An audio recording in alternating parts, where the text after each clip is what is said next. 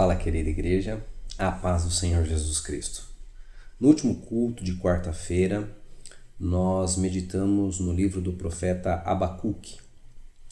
E eu convidei vocês a serem fiéis a Deus e a amarem a Deus, ainda que em meio às dificuldades. O cativeiro que ele profetizou aconteceu e levou milhares de judeus de Jerusalém para a Babilônia. E eles tiveram que servir ao rei de Babilônia. E aí a gente chega num outro livro que eu quero trabalhar com vocês, pelo menos a primeira metade desse livro, que é o livro de Daniel. Em Daniel, capítulo 1, ele apresenta que no terceiro ano do reinado de rei Joaquim veio Nabucodonosor e sitiou Jerusalém e levou uma multidão para lá.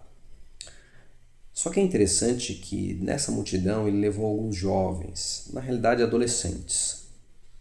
E esses adolescentes agora estavam sem os pais, provavelmente os pais foram mortos, estavam agora sem a sua igreja, fora de sua terra. E como já mencionei na meditação anterior, muito provavelmente foram emasculados, porque eles eram cuidados pelo chefe dos eunucos. Esses meninos tinham razão suficiente para reclamarem da vida, para acharem que eram as pessoas mais com falta de sorte nesse planeta, mas não foi isso que eles fizeram, né? Eles escolheram não ficar reclamando, chorando da vida. Ai, tá difícil, tá duro, né? Tanto porque quando se estuda a Bíblia, você percebe que reclamação ela faz parte de histórias de pessoas ingratas, como o povo de Israel ali no deserto, sendo abençoados por Deus continuamente, só que ao invés de focar na bênção, eles focavam na dificuldade. Esses meninos eles resolveram se santificar, e isso aqui é fantástico. A gente percebe no capítulo 9 que Daniel e os meninos ali, eles conheciam o livro de Jeremias. E o profeta Jeremias chamava Israel ao arrependimento, explicando que o cativeiro tinha a ver com os pecados dele. Como muitas vezes Deus permite a gente passar por provas para aprender paciência, domínio próprio, para aprender a ser altruísta, a amar as pessoas. E eles decidiram chegar no cativeiro e fazer então que sua estadia no cativeiro fosse uma vida de santidade. E é assim que o servo de Deus deve enfrentar as dificuldades. Está passando por problema? Santifique-se. Consagre-se. Porque veja, se a aprovação vem de Deus, ao você se santificar, você alcança o padrão de Deus que torna desnecessária aquela prova. E se é Satanás que está perturbando você, a santificação, como resultado, vai fazer com que ele comece a repensar se é interessante tentar daquela maneira. Então, queridos, a santificação é a resposta para as nossas dificuldades. No capítulo 1, por exemplo, o rei fornece ali um banquete para eles. Os meninos estão vindo caminhando quilômetros e quilômetros a pé, morrendo de fome, e o rei fornece um banquete. Eles olham no banquete e eles veem que a alimentação não era aquela que Deus orientou. Então eles optam pela alimentação que Deus orientou. E Deus os abençoa.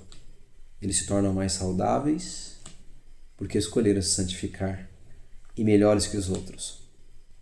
Eles também foram submetidos a uma prova, a um concurso público. E eles estudaram proficuamente. Então, faz parte da santificação também o desenvolvimento intelectual. Estudar química, física, matemática, ser um advogado, se dedica, faz o teu melhor numa área. Seja o melhor de Deus aqui nessa terra. E Deus recompensou eles também, abençoando para que eles, em toda sorte de matéria, ou seja, em todo o conhecimento, eles eram 10 vezes melhores. No capítulo 2, quando aparece ali o sonho de Nabucodonosor, nós verificamos ali no versículo 17 que Daniel foi para casa e foi orar com os seus amigos. eles se reuniram para orar, para pedir clemência a Deus. Escolheram se santificar e Deus honrou revelando o sonho. No capítulo 3, por exemplo, quando a prova veio, que foi levantada uma estátua de ouro e eles foram convidados a adorar, e agora Daniel não estava presente, possivelmente porque ele interpretou o sonho do rei dizendo que o reino dele passaria. O rei tinha sonhado com uma estátua, e aí então o rei teve a ideia, talvez influenciado pelos caldeus ali, os astrólogos, de fazer uma imagem, só que toda a imagem fosse de ouro. Por quê? Porque na imagem do sonho do capítulo 2, só a cabeça era de ouro e só ela representava a Babilônia. Mas o peito, que era Medo-Persa, era prata, era vários outros materiais diferentes, né? Ventre de bronze, a Grécia, pernas de ferro, Roma. Então, se fizesse uma estátua toda de ouro, ela apontaria para que o reino de Nabucodonosor, o reino de ouro, ele duraria da cabeça até os pés.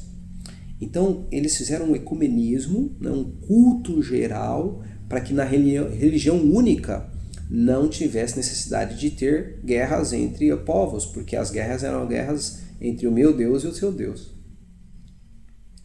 E esses meninos agora são convidados a se prostrar. E Daniel, Misael, Ananias, Azarias e Misael, né? Eles não se prostraram. Foram fiéis a Deus. E Deus os honrou com milagres, salvando-os ali da fornalha ardente. Já no capítulo 4 e 5, eles, Daniel, né, especificamente, teve a missão difícil de dar uma mensagem dura para pessoas importantes. Pessoas que tinham o poder da vida e da morte sobre eles.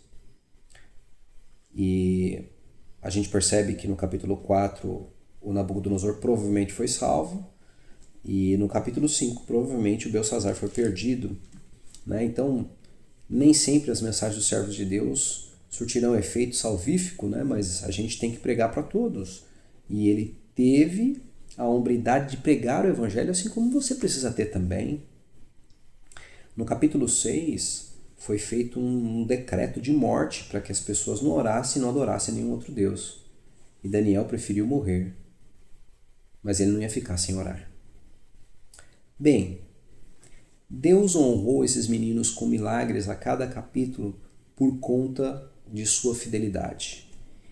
Se você quer experimentar o novo de Deus, o milagre de Deus, a bênção de Deus, é preciso ter essa consciência de que o milagre ocorrerá quando nós, diante das provas, ao invés de ficarmos reclamando, a gente escolher se santificar. Que Deus abençoe cada um de vocês.